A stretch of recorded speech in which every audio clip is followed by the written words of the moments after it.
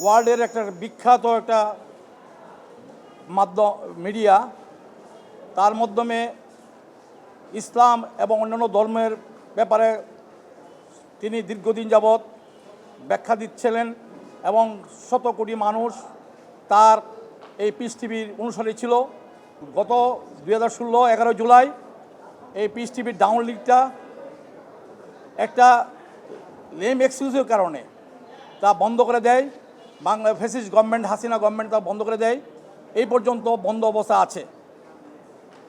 আমরা এই সরকারকে এই পিস টিভির ডাউনলিং কপিটা কেন এখনও বন্ধ করা হচ্ছে এবং এর কোনো কারণ নাই, এবং যে গত সরকার মেলাফাইডি ইন্টেনশনালি এই পিস টিভিটা বন্ধ করে রেখেছিল, তার ডাউনলিংটা বন্ধ করে রেখেছিল, এই সরকারকে আমরা একটি নোটিশ দিয়েছি যে অবিলম্বে এই পিস টিভির ডাউনলিংটা, বর্তমান দুবাই থেকে পিস টিভি চালু আছে, এই ডাউনলিংটা বন্ধ করে না রেখে চালু রাখার জন্য এবং সরকারকে ব্যবস্থা করার জন্য আমরা সরকারকে একটা আইন নোটিশ দিচ্ছি।